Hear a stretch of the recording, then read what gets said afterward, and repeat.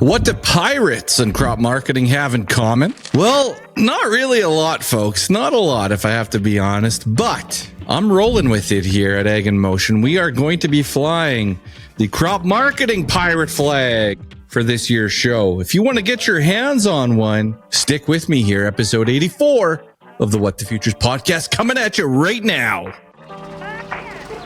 Hey, folks. Welcome to the What the Futures podcast, your quick guide to better farming decisions.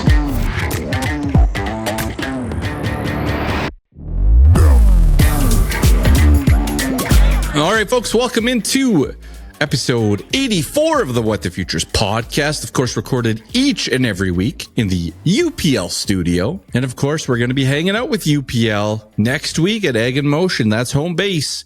Come say hi. Of course, Trish joined me on the live show earlier this week, and I hope you had a chance to catch that. Live's always a little tricky, and Trish did a fantastic job. All right, let's get to housekeeping. There's a bunch of stuff I want to get in front of you here for, Ag in Motion and some fundraising activities we have going on. So I want to get to that. I want to get to some crop marketing stuff here as well, because it's damn important. Yeah, you got to make it a priority right now, folks. Of course, we also have Ryan Copithorne with Cows in Control.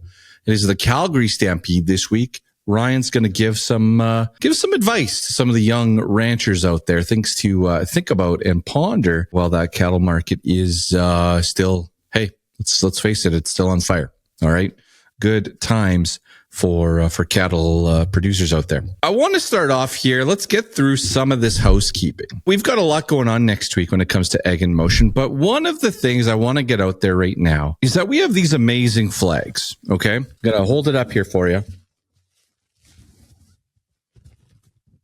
Anyway, if you're checking it out on YouTube, the flags are fantastic. They're going to look great behind the grain cart or the combine here this fall. I'm proclaiming this. I don't know if proclaiming is the right word, but I'm declaring that this is your crop marketing pirate flag. All right. Now, we think about pirates and we think about the ships colliding. You know, we think about in present day, we think about what we hear across the world with vessels getting attacked. There's still pirate activity going on out there, even in 2025. But the definition that I want to pull out here is that it can also refer to someone who operates outside established systems. And the example is like pirate radio broadcasters.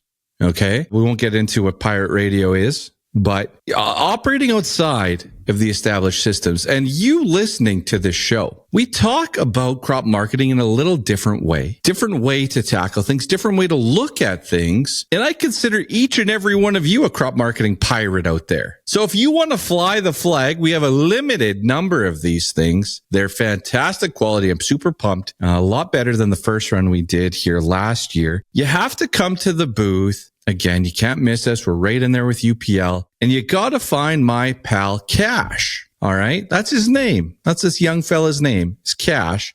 And you have to go up to Cash and say, I'm a crop marketing pirate. I want to fly that flag. I want to fly the flag. I want to fly that flag. I'm not going to get too picky, but we want to hear that you're a crop marketing pirate. Okay. So Cash is the man. He's the only person who has access to these flags. He's going to be hanging out at the What the Futures tent in the UPL plots there, or the UPL booth. And that's the man.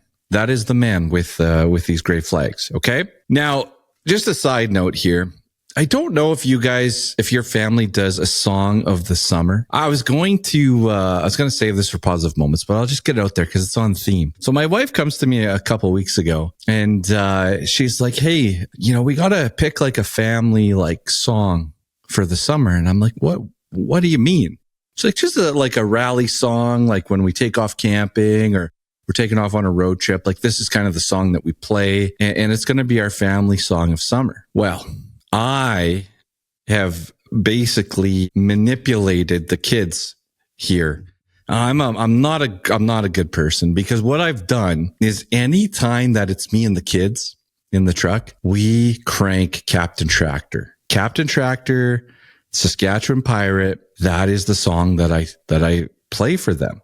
I even have them yelling, you know, that point in the song. It's the last Saskatchewan pirate, but the point of the song where he yells, I don't pay my income tax and screw the GST. And then they shout, screw it. I even have the kids shouting that, which my wife does not appreciate. And so what I've done is every time we go into town for groceries or whatever, I got the kids, we were at the park. We were going to the park here last night, and we played that song 5 times in a row. 5 times. And this morning at breakfast, we played it again. So that has turned into our family song of summer, and my wife is not happy about it. But honestly, she's the one who put this out there. This wasn't on my mind, but I have manipulated the kids. I have worked with them, masterminded our song of the summer from Captain Tractor, the last Saskatchewan pirate. So I don't know if this flag and all this kind of worked in the back of my mind altogether, but it sure seems that way. Okay, the other thing going on at Egg in Motion, I went through my schedule here, but I'll do it one more time quickly. So I am Tuesday, bright and early. I will be in the UPL booth, big day Tuesday. We got swag number right off the hop. Like each day we have a limited amount of t-shirts. Okay. So we're going to give away, it's probably going to be somewhere around 80 t-shirts a day, maybe. I don't know. I found an extra 2 boxes today, so it might be more than that. Whatever it is, might be 100. We have kid sizes. We go all the way up to triple XL. We've got long sleeves, short sleeves. We got you covered. We have these great colors as well. And if I move my flag over, of course, I got all my shirts in the order here as well. They are just fantastic this year. So I got a couple left over from the old design as well. So there'll be a few of those floating around. But this is the back of the t-shirt, and then the front right here. So they're nice and crisp t-shirt for you, nice and bright as well for the summer. All right. So those are bright and early. The flags, of course, are going to be there as well. Limited quantities on those. And then, of course, we have these great hats. So these hats, $35 donation. Mine is signed. Paisley came and signed my hat this week. We took some pictures. We had a great conversation. All the money, the proceeds here are going to the CCAW. So minimum $35 donation gets one of these hats. Or the great folks at UPL, they're also ponying up as well, and they will. You talk to the reps over there at UPL, they may buy your hat for you if you're just thinking, hey, you know what? I love those folks at UPL. A conversation gets me a hat. UPL does the donation on my behalf, and I could save my $35 for a hot dog or maybe an adult beverage, whatever you want to do. But the hats are there. Again, we're gonna have a big countdown going on. So we've got, we started with around 500 of these things, and we're just crossing them off as we go. So we've got a big countdown, looking to raise north of $7,500 as well. So so we're excited about that. So I'm going to be in the UPL booth all morning on Tuesday, all the way to 2 p.m. I'm also giving a little bit of a talk. So we got a little breakfast sandwich going on. You want to come get a breakfast sandwich at 10 a.m. and a little coffee. And I'm going to do just a bit of a crop marketing talk. It's not going to be, slideshows and charts and small numbers and boring. It's not going to be that. It's just going to talk about the journey of crop marketing here in 2025. The journey of going through the highs and the lows so far this year, and my approach and how my approach has changed. And then at the end, I'll give you some perspective on markets that are a watch out and markets that are a bit more exciting. So we'll definitely throw that in the mix here as well. So that's Tuesday, only Tuesday at 10 a.m. That's the only time they're giving me a microphone. Tuesday afternoon, I'll be in the John Deere booth with my treasure chest from 2:30 to 4:30. You can find me in the technology tent over there. Come say hello and see what you can snag. I've got pens, notepads. If you've seen my notepads, folks, Wilhelmina was doing her ABCs today as she was recording her version of the podcast. Both my kids are podcasters now, apparently. They play podcasting every day. But I've got these notepads in here. I've got some great pens. I've got some What the Future's hats. We threw a couple flags in there. I've got some leftover underwear from the conference in there, socks, stickers, and then also a chance to, we're giving away a vacation to the Canadian Olympic curling trials. They're in Halifax in November, last week of November. we're giving away a trip. This isn't just any trip. This is a VIP experience. This is something that I accidentally got my hands on. But anyways, won't go into great detail, but there'll be a couple chances for you to win or to enter that contest as well. We'll get into more contest details after Egg in Motion, but there'll be some of that. Maybe we'll throw a couple conference tickets in there. We'll see. I'll have some fun with it. But that's only 2:30 to 4:30 at the John Deere booth in the tech tent. That's it. You're not going to see that treasure box at all after that. Wednesday, UPL booth for me all day, like 9 to 2. And then UPL has customer appreciation that afternoon. They have it Tuesday and Wednesday afternoon. So those are fun. And then Thursday, I'm a free agent. Thursday, I'm going to go do some farm stuff. But if you want to connect, if you want to go grab an adult beverage, if you want to go grab a sandwich, if you want to talk markets, hey, like, don't be a stranger. Stop by anytime. But Thursday, I could definitely have a bunch of flexibility in the schedule there as well. All right. So that's Egg in Motion. You'll see the What the Futures tent, the flags. It's all there. We got signage. If you want details on the Crop Marketing Made Cool conference, we're going to be talking about that. If you want to talk consulting, Lunchbox Crew, hey, we can also chat about that as well. You can see behind me, I've got my backpack ready to rock and roll for tomorrow. I'm like a kid going to the first day of school, but I'm going to meet a new farm. I got a 4-hour drive ahead of me here. So a big travel day, but going to do a little consulting work in Northern Alberta. So that's, looking forward to it. It's going to be a new highway actually for me. And, yeah, there's a few highways left, but I've traveled a fair amount of them. So let's do this last thing here. And I know I've kept you long already, but we're raising some money. Again, lots going on here at What the Futures, but raising some money.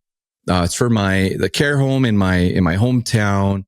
It's a neighboring community, I guess, from my hometown, but you know, when you're 5 miles apart, it all seems together. But that's where the care home is. Okay. It's in Bellevue, Saskatchewan. We're raising some money. My grandpa spent, over 4 years there. My wife's grandmother's in there right now, just moved in. They're doing a kitchen renovation, and we're just trying to raise some money to help with that kitchen reno. And so look, you can check it out. Go to ryandenis.ca. You can find the details there, or on our social media, or we've been emailing it out. So check your email, please. But you can bid. It's an auction. You can bid on a conference ticket with hotel for Moose Jaw. We got that in there. We've got a Lunchbox Crew subscription. That's the only way you can get in to the Lunchbox Crew is through that auction right now. And then we've got a little one-on-one consulting package if you want to work one-on-one together here this year. We've got that available as well. Winning bidder gets it, and all money raised is going to this kitchen renovation at the Bellevue Care Home. And if you say, you know what, Ryan, that's all great. I don't really have a need. I'm already in the Lunchbox Crew, or I've already got a consultant, or whatever it is. I've got my ticket from Moose Jaw. You can go and drop a donation in there as well. There's a link where you just toss in your donation. And, hey, if it's $5, $10, whatever you got, it'll help out that cause. For my grandpa, I've said it before on the show, but super important, for him to go to a place with great food. And, I think you guys can relate to that as well for the folks, the old folks moving off the farm into town. That's one of the things that is a concern. And so they took great care of him there, and he just raved about the food. So why not get a little kitchen upgrade for the next group of folks that will be using that facility. Let's keep the show rolling here. Let's talk a little crop marketing. All right, let's we'll slow it down here a little bit and breathe. Obviously, the last week or so, I think we've recorded 3 different things now with the big beautiful put on canola. And, I wish I was smarter. I wish I was smart enough to see this, coming a little bit sooner, because as we were talking about it, canola futures were trading, as high as 730, 740, close to that. And then now as I record, we're at 684. We've even, we fell through some support here. We might be in for a little bit of a rougher ride over the next couple weeks. Now, is this market over? I don't think so myself, but I don't have that crystal ball fired up for you this evening. But the put option, what I want to say about the put option is that, I talked about going through the line company like Viterra. Ooh, actually, do we have to have like a moment of silence for Viterra? Like, should we maybe 5 seconds or something? Yeah, Viterra is no longer, right? It's all Bunge now. It's all happened. I just saw, though. You know how I found out? Is I saw people that I used to work with just saying, I've accepted a job at Bunge. And I was like, oh, congratulations. You've moved on to Bunge. And I'm like, wait a second. No, this is the whole Viterra thing. So I told the Lunchbox crew guys, I told my dad, my brother, I said, save your Viterra sample bags, save your Viterra pails. I'm going to save my Viterra. My Christmas present from Viterra in 2009 was a Christmas ornament. I'm going to save that. Save your hats, your coffee cups, whatever you got. It's going to be like the Saskatchewan wheat pool stuff. I'm always looking for Sask wheat pool stuff. It's my first job at a university. No, during university, actually, with Sask wheat pool. This is Agricore United, so whatever it is. Oh, man.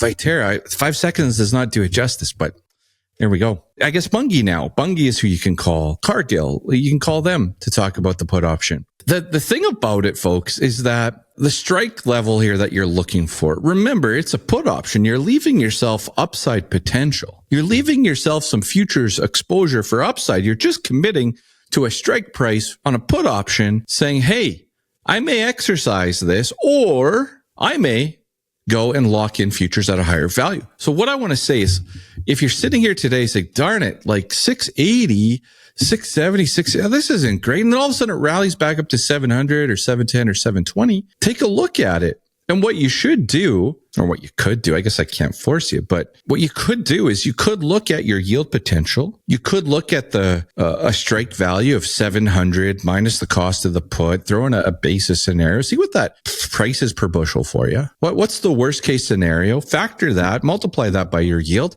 and see if that gives you any peace of mind or not. Because if it does, if 700 does, that could be your put option. You can do that. And if it goes to 750, again, you could physically sell some at 750, right? It doesn't have to be, hey, I got to buy the strike at 750 or 775 or whatever it is. The game may be changing in front of us here. I don't know for sure, but I'm not a big bear when it comes to canola as of July 9th, but this may be changing and evolving here. Okay.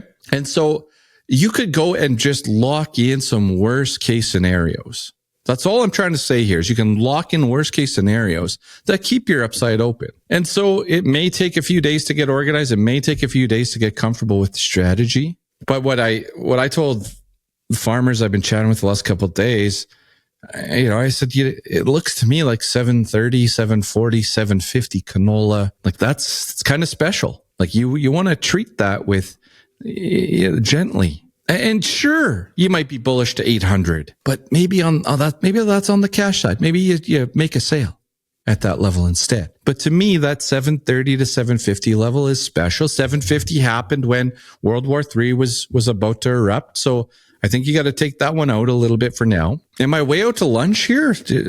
Let me know if I am. But you can buy yourself peace of mind. Yeah. Maybe it is 700. Maybe it's 710, 720. I don't know, but think about it. All right.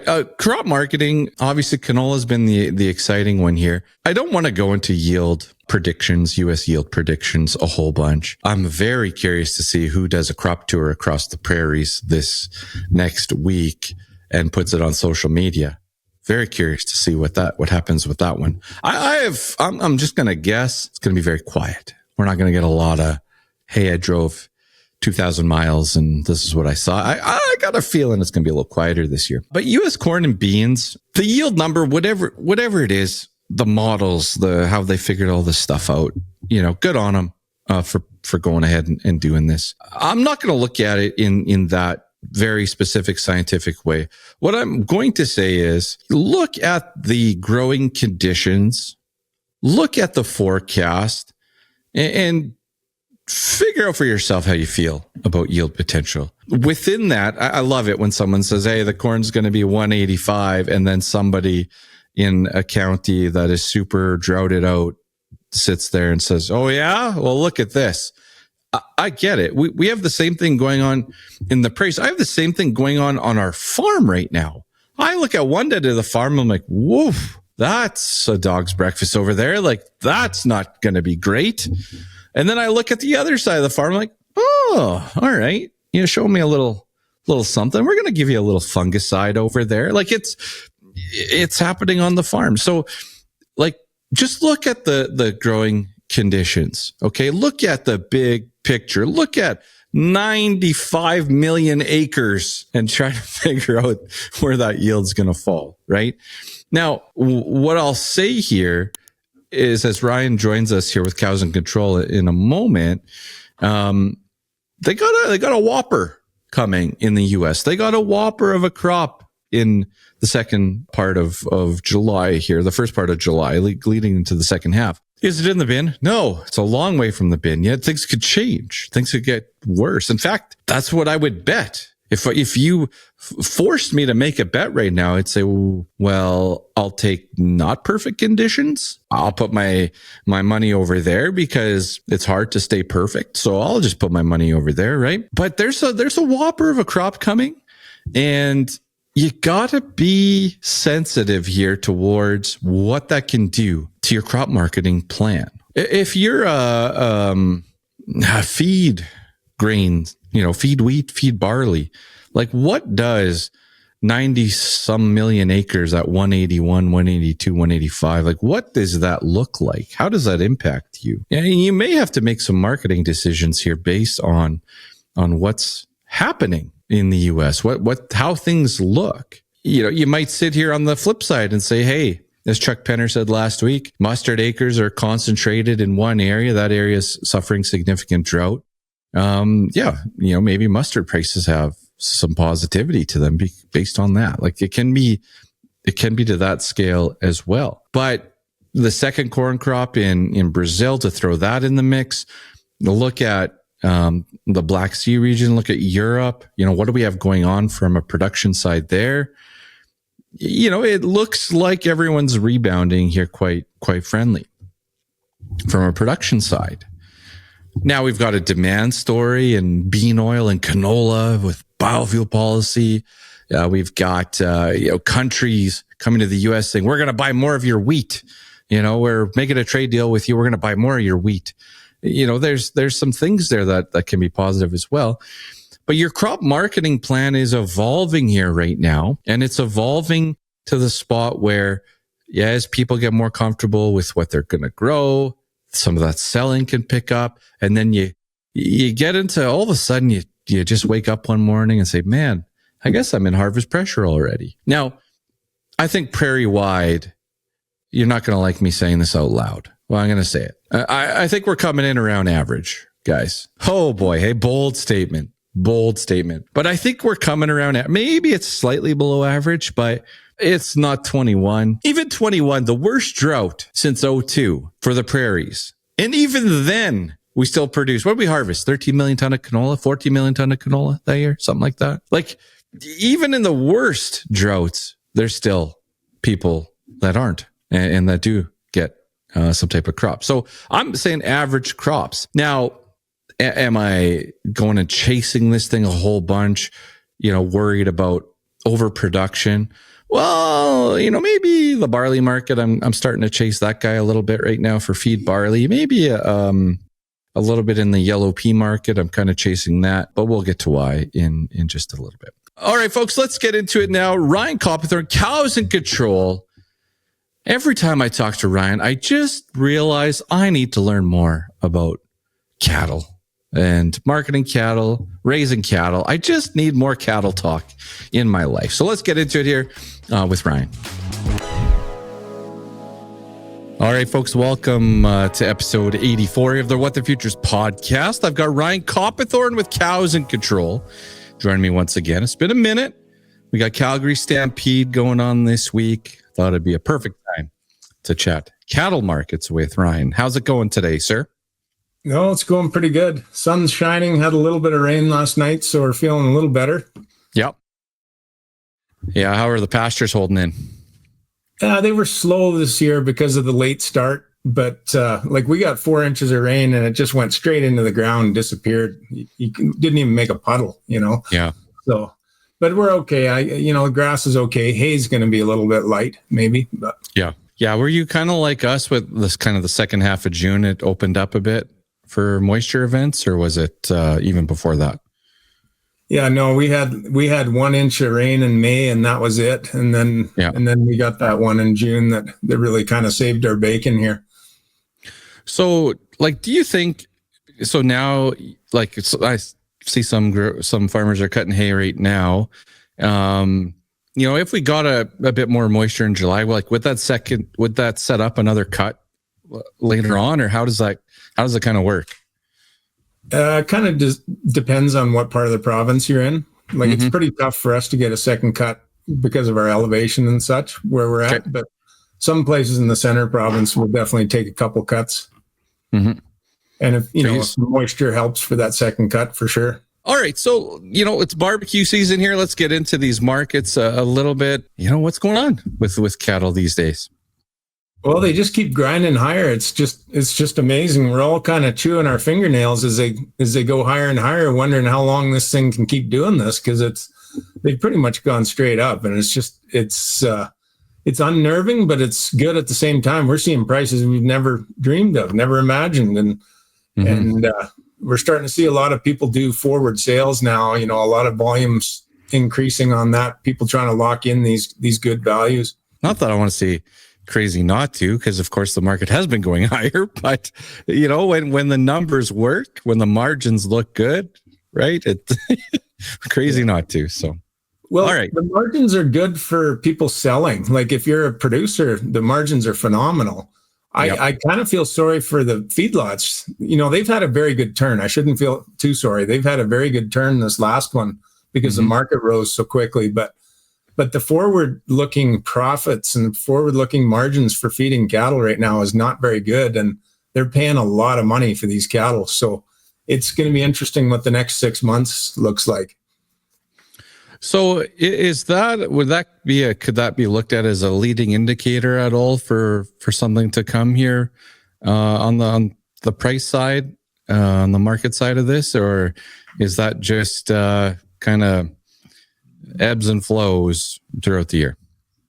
It can sort of ebb and flow for sure, but I think it is a leading indicator. It does indicate one thing, though, that the market is still short of cattle. So these feedlots are really panicking about what they're, whether they're going to be able to fill pens this fall. So in my opinion, they're kind of overpaying just to make sure that they get the cattle.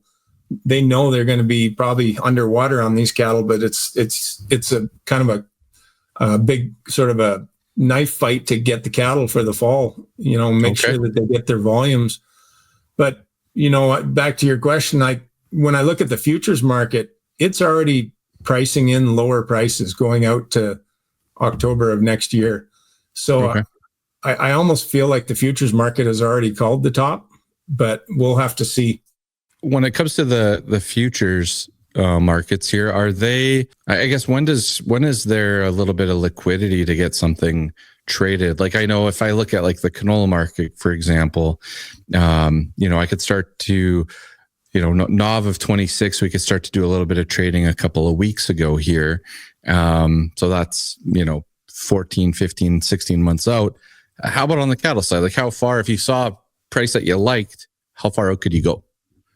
Oh, you can go out a full year. I mean, the volume gets a little light that far. Yep. I would say most of the volume's within 6 months, but because that's usually kind of a feeding term. But but you're technically you can go out a full year. Okay. All right. Fair enough. Okay. So last time we had you on the show here, we talked about insurance a little bit back then. It's a peace of mind. But we also talked about things like, I think screwworm was one of them. We talked about tariffs, which again, I don't know if we've refreshed the screen yet today to see what's going on tariff wise, but talked about low inventory. Where are we at on some of those topics? Yeah, well, I think the Mexican screwworm one is interesting. That normally the U.S. imports about 1.2 million cattle from Mexico, and it's mostly into Texas and Arizona, like the southern states down there. Now this year, I think they've only I think it's less than 500,000. It's like 400,000 or something they brought in. Their best case scenario, if they kind of get this border open, is probably about 700,000. So it's definitely going to be behind the regular year. Mm-hmm. So what it's done is it's created shortages in Texas and Arizona and places like that normally take those cattle. Now they're talking about staged reopening, reentry. So they're going to start opening one border entry at a time, and slowly letting cattle come back in and monitoring it. So, that's good for getting those replacement cattle down there refilled. But it's definitely causing some of the price lift that we have now in terms of the shortage of placement numbers. Okay. So still on that screw room topic, there was questions around treatment and stuff like that. Like, did they come up with a plan? I guess if they're slowly opening the border up, they have. But so there was talk of some. I don't know exactly what the plan was here for treating screwworm, but has that come to fruition? Yeah, I'm not an expert on that side of it. I would definitely. I think they can just dip the cattle, and I think they can get rid of it. I don't know if it's as drastic or serious as they're really making it out to be, but they've chosen to sort of hang their hat on it. So, yeah.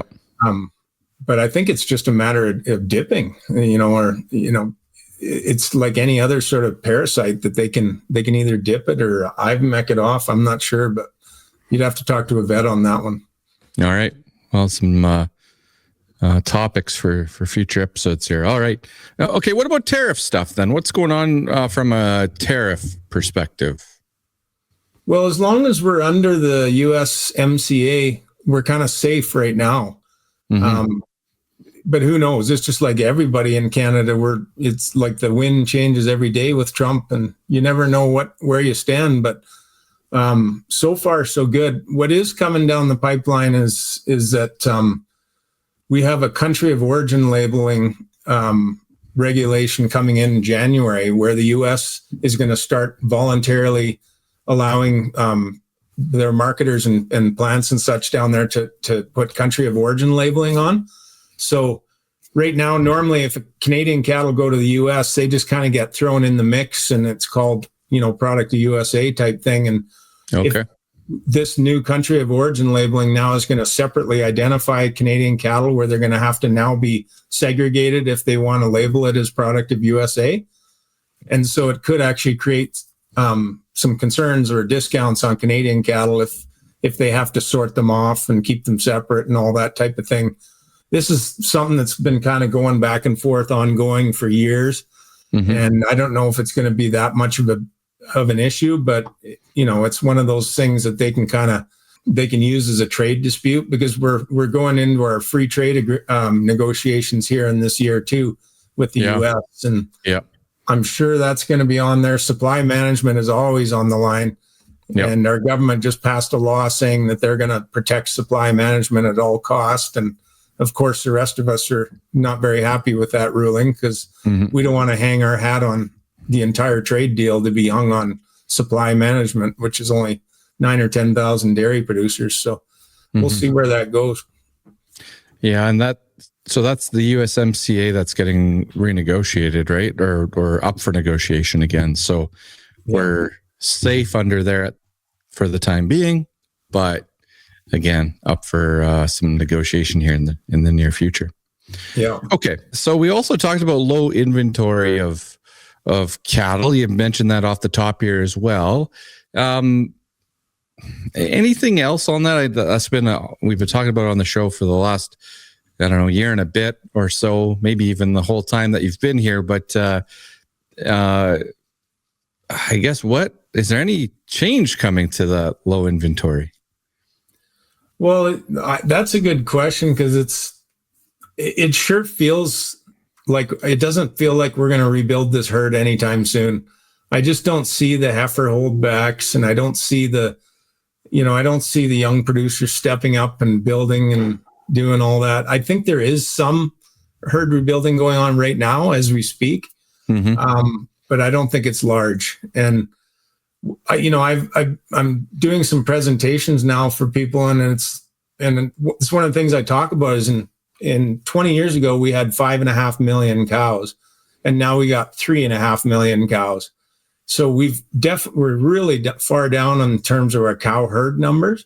Mm-hmm. But when you factor in the fact that we've got carcass weights have increased 16%, and you got beef on dairy, which is basically dairy cattle that we're converting into beef cattle now, you add all those, and then you add all the production efficiencies that we've added in the last 20 years in terms of all the feedlot technology and such, and we're producing more beef than we've ever produced.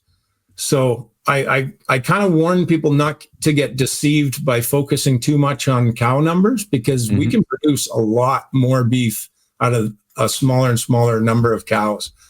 So I don't think the herd's going to rebuild back to where it was 20 years ago. We're probably going to rebuild a little bit, but when I look at the average age of the producer being 60 and not much change on that front, I don't think this thing's going to rebuild anytime soon. Beef is going to be expensive for a while, I think. Yeah, fair enough. Well, what about on the on like the retirement side? Like as these farmers are getting older, are you seeing any I don't know if you call it herd dispersal or any ranches going for sale? Is there anyone that's putting their hand up saying, "Hey, this is a great time. These margins are great, but could be a good time to exit as well"? Do you see much action on that side? I think there's always a little bit. The best way to sort of gauge that, in my opinion, oftentimes is just looking at how thick the Ritchie Brothers catalog is, or some of these catalogs where they're doing farm auctions. That's probably your best gauge of how much that's actually going on. On the cattle side, there's some herds being liquidated here and there. I wouldn't say in mass volume yet, though. I think some of these old codgers are hanging on for one more cycle to try and get as many dollars out of this thing as they can. And beyond that, I don't know what the plans are. I don't know. I don't think there's a lot of next generation stepping in, but hopefully they do, because we need them. Yeah, we definitely do. Otherwise, it's just going to get a little more expensive. So, yeah. So I, you go back to that comment as well. Some of the old timers, like my father-in-law, his favorite song. I've been listening to a lot of Corb Lund lately, but cows around. Like you always have to have cows around, and his numbers may not be what they were back, way back 10 years ago, because he is retired, but he still always has a couple animals kicking around, or he's not far from feeding an animal anyway. So yeah. Well, like 10 or 15 years ago, I mean, a cow might make you $100 a head.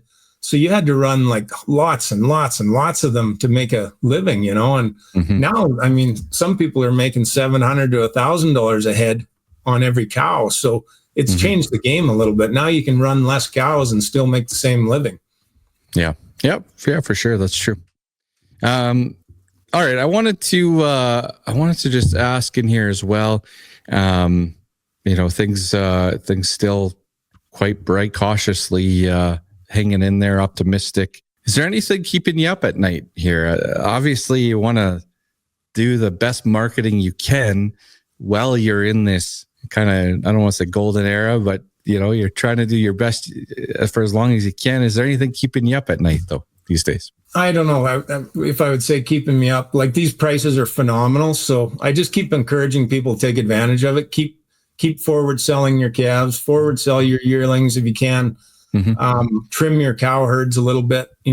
These bred cows are over $6,000 now, so it's like, those are phenomenal prices. So you might as well take some of that money off the table and maybe sit on some dry powder. But as far as keep you up at night, I mean, there's, this market's going to tip at some point. And I don't think it'll be as steep as the last one was, but if it gives back, if you look at like standard pullbacks or whatever, if it gives back 50 or 60% of its value of the prior gains, those are big dollars being wiped out. So you'll definitely want to keep your hedges up. Like these 8-weights, for example, they're trading over $4. They might be $3, but $1 a pound is a lot. That's $800. So on a feeder. So just keep hedging, because this thing we're getting pretty toppy. It feels like it to me. Yeah. Yeah. Okay. Yeah. Good stuff. So you said you're doing presentations out there, doing the speaking run right now. Anything else that we haven't talked about today that's kind of in that slide deck that is top of mind?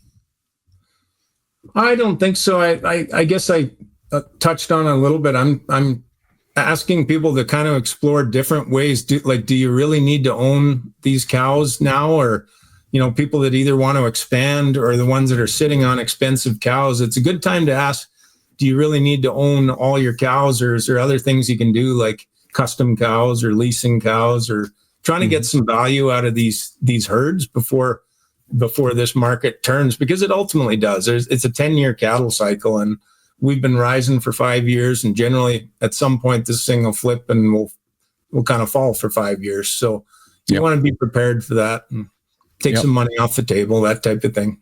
Okay. This might be maybe a question you don't want to answer, or it might be a weird question for me to ask, but is there anything off the kind of, not off the ledge, I was going to say kind of like any strategy, I don't want to say it, thinking out of the box, anything kind of out of the box ideas that you have in regards to some of that strategy, or some of those things you just talked about? I don't know if that's a question I can ask Ryan, or if it is a question, but. Yeah, I mean, it's some of the stuff I'm talking about. It's, you want to be evaluating which cattle you're owning going into the turn when it does come. Because, when I do those retracement and look at those levels, a young cow might go from 6,000 down to 4,000. So there's going to be $2,000 of sort of asset value just wiped out. And, other cows won't have that much depreciation. You're going to have to sort of pick and choose which cows are going to be the ones that kind of take the biggest hit on those turns. So that's one way of looking at it. And then, of course, doing a lot of the forward selling. You can forward sell cattle right out into February, March of next year. So those people that are doing backgrounding and such this fall, you can actually pay $3,000 for calves and still make money selling them in February if you do a forward sale now at these high prices. So, and then on the futures and options side, we're just waiting for the moment to trigger our short sales at some point when it does roll. But I haven't seen any topping formations yet to confirm that yet. So we're just kind of sitting on our hands as far as aggressively shorting this market. Yep, fair enough. All right, and one more for you. Do you have any advice for some of the young ranchers out there that are, maybe they've just gotten into this over the last 5 years, maybe they are taking over from mom and dad or something like that? Any advice you pass along to some of the younger folks getting into this? Yeah, keep at it. Like the cow herd is not rebuilding, so we're going to need these cattle, and I think these prices are going to stay high for longer, but they will correct. So we're going to see a market correction, and that's going to be nothing more than a buying opportunity. And so that's why I say don't go and blow the wad on $6,000 cows at this stage of the game. Put your resources in terms of getting land put together and forages and sit on some dry powder here, because we will get a buying opportunity at some point. This is a selling opportunity. Right now is the time to be selling and forward selling and taking advantage of these prices. And then the other thing, I guess, for young people would be to, try as much as possible use other people's money. It's really hard to try and borrow your way into a ranch. You have to try and find ways to use other people's money to grow, and there's numerous strategies on that one. Yeah, you bet. Well, I appreciate those comments for sure. And the last one I'll leave you with here, Ryan, is I know you take a peek at some of the feed grains and stuff going on as well. Some of those inputs coming into the herd there. Anything kind of sparking your interest on corn or barley or any of those feed grains? Yeah, I was actually thinking of asking you about that, because it's like when I look at corn, the U.S. is going to, in my opinion, is going to put together a monster crop. like from what I'm seeing, they got good weather down there, lots of acreage. Yep. They're going to put together a humongous crop of corn. And then you got Brazil putting together a record crop of corn. And then you got China, looks to me like are overloaded with grain, or they say they've got lots of grain on storage. Mm-hmm. So I'm getting cheap corn for a while here. And I was going to ask your opinion if you agreed on that, because that definitely, cheap grain for a long period of time there does not bode well for high cattle prices.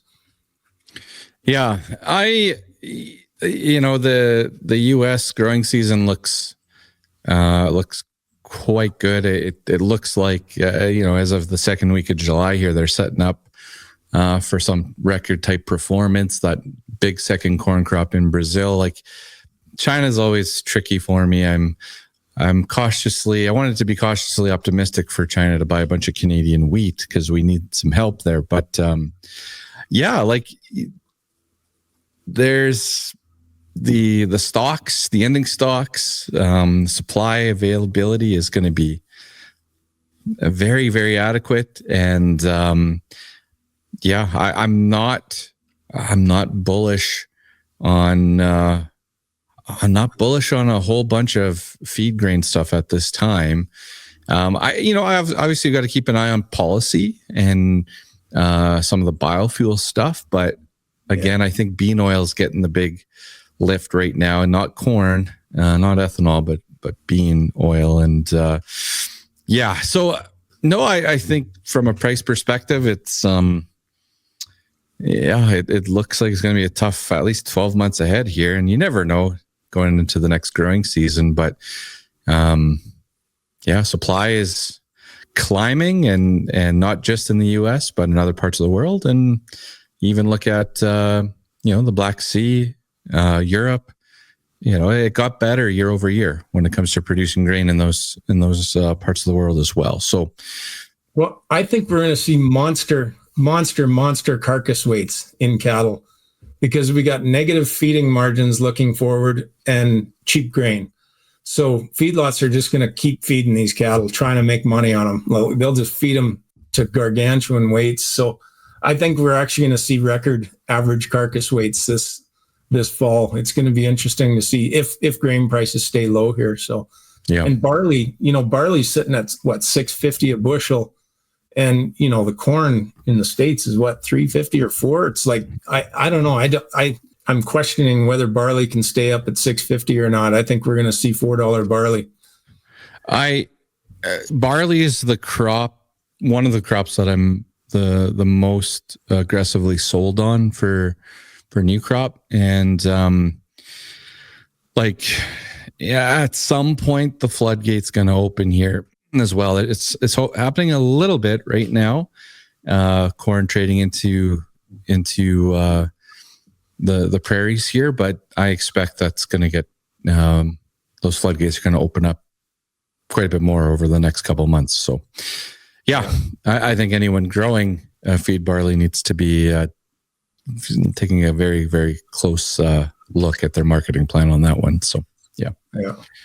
I want to try to find some bullishness in the commodity market. And I know we have some geopolitical stuff. We've had some world conflicts, wars, that stuff was trying to raise some of these commodity prices, some of the grains and oilseeds out there. Production concerns, maybe prairies a little drier, right? And but once you start to eliminate some of that, or some of that gets quiet, we're still trending lower on a lot of this stuff. So for this winter, but we'll see. Well, commodities are like, if you look at the ratio of commodities to stocks or commodities to other investment assets, I mean, commodities are trading dirt cheap from a century level lows.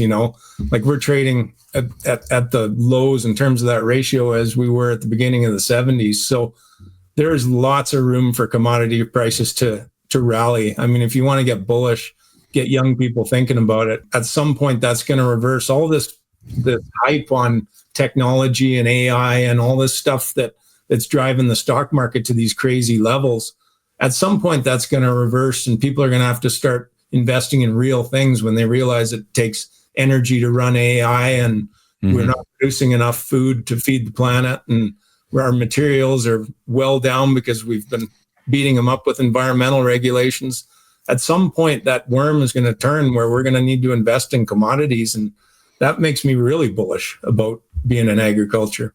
You know, I don't disagree with what you said. It just doesn't seem to be there for 2025. And we'll see when it does turn. But we got to work through this period of low margins, negative margins. You know, chatting with some grain farmers here the last couple of weeks and reviewing some of the numbers from last year. And, you know, to go out there and put an average of a $50 to $70 an acre loss from last year, like that's a pretty standard conversation right now for a grain farmer. And, hey, hopefully growers were able to take advantage of some of this canola rally and some of these little higher pricing, you know, compared to last year. But we got to weather the storm and look for some brighter days here. Well, get some of those farmers in your network to start growing some forages and things like that. We need more cattle grounds. We're short of forages and we're short of grassland acres and things like that. So farmers can put some of that into rotations. It would sure help us grow the herd. All right. You guys heard it from Ryan. We'll see what we can do here. Let's get together this fall and make some plans for next year and get some good margins for everybody lined up. Yeah, that's right.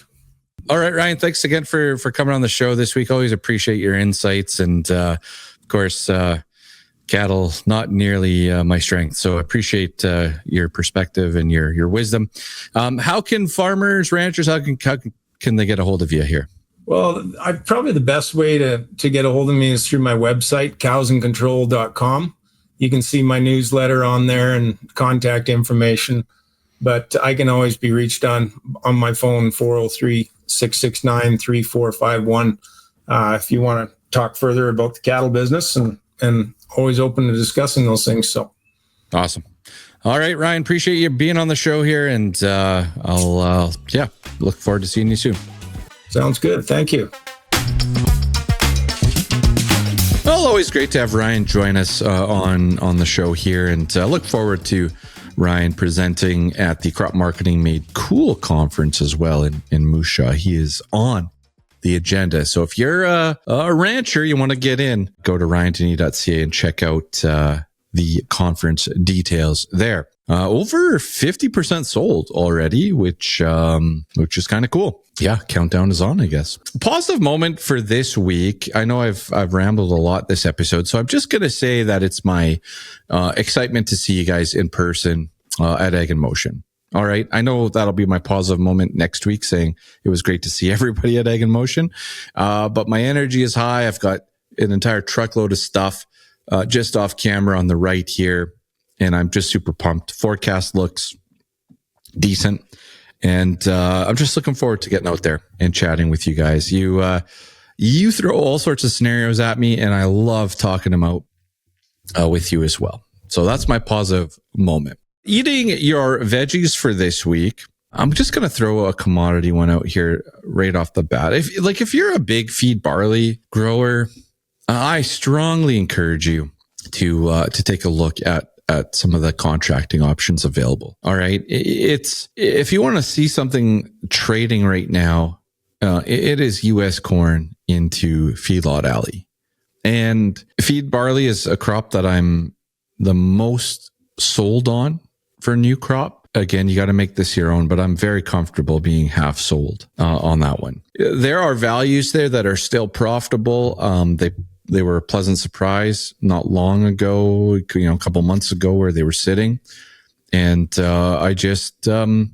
we grew less acres. Yeah, we don't have much left over. Just a word of caution on that one. If I want to throw red flags up there, to me, it's feed barley based on this U.S. corn crop. Yellow peas based off discussing with Chuck, like India, we've talked about on the show a few times the last couple of months, but India may not be coming to the table here for a while to buy our yellow peas, and China We still have some tariff stuff going on there. So those two crops are the ones that I'm maybe a bit more hyper focused on at this time.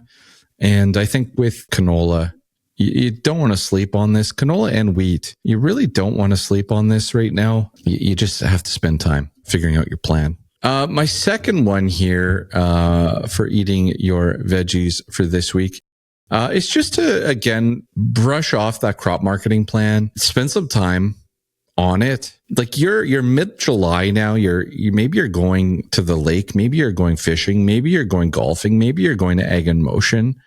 You need that. You need to decompress, but also don't just bury your head in the sand when it comes to crop marketing. Do a target review, do a cash flow review, look at your situation and your space, take a look at the stuff around you, and you may have to take additional action from that. You may have to look to execute. You may tweak your targets. But this is a good check-in. Like there was the Farmers Golf in Viking, Alberta the other day. That was an event for me. I only went to it twice, but that was an event for me. When I saw the pictures of that event, I was like, oh yeah, we better take a hard look now at what we got coming. And the other thing too, like what you got coming and what you're doing out there. Like if you're out there saying, hey, I'm not spraying fungicide, the sprayer's parked, my summer vacations have started, crop insurance, they're thinking about coming out like that. That's, that's not a fun space to be in. And you're definitely not thinking crop marketing at that time. But my favorite one is when I get a bunch of people telling me that, oh yeah, this thing looks good. And I'm out there, I'm going to spray a bunch of fungicide. I'm going to keep pouring the groceries to this crop, get this potential. And then I'm like, oh yeah, are you bearish or bullish? Crops are like, oh, bullish price. Yeah, we got a whopper here, but we're bullish. I just, sometimes those two things, you got to look in the mirror and say, oh, wow. Okay. Yeah. If I'm going after it here, maybe there's going to be a little more production than I thought. So it's just a good time to just review everything, because you'll go decompress, then you'll be getting equipment ready and you'll be in the field, in very, very short order. All right. What else do I have for eating your veggies this week? Yeah, I would just say that you don't, farms don't get a lot of time off during the growing season. And so it is important for your mental health. It's important for you, for your family. And so if it is a day at Ag in Motion, if it is cutting the grass, listening to tunes one afternoon, if it is having coffee with a neighbor or whatever it is for you, whatever that decompress is, make sure you take some time for yourself, because you all know that harvest is right around the corner. Alrighty. When the Boonders were here this week, we met on Monday and chatting with Paisley and the family, and they were supposed to leave for BC on Tuesday. And I don't mean to pick on Colin. He's going to listen to this episode, but the plans changed and Colin's out spraying fungicide and putting in a big week here of farming. And so the vacation plans got tweaked, right? And I know they'll do something else at another time, but all I'm saying is that you guys know how busy it is. So when you get a little break here, I'm just asking you to take it, because it's good for you, good for your family, and good for everyone. All right, folks, we had an episode, episode 84. Thank you for joining me. Go and hit the subscribe button on YouTube or wherever get your podcasts, your favorite spot to get your podcasts. I appreciate it. And I just, encourage you to come say hello at Ag in Motion. We've got lots of swag for you. We got some great hats. Looks like the weather's going to be phenomenal.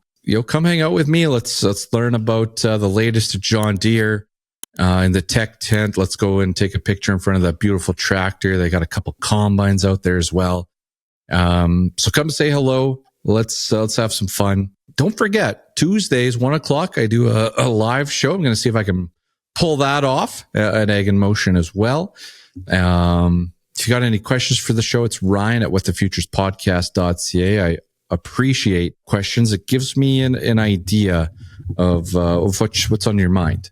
So if you want to talk fertilizer, fuel, if you want to go over a commodity, fire them in. Ryan at whatthefuturespodcast.ca. That's my email. All right, folks, that's it. Next time you see me, I will not be in the UPL studio. This next episode, 85, will be recorded somewhere in the middle of a field or the middle of the show. And so, yeah, look forward to that. For the What's the Futures podcast, my name is Ryan, and I'm out.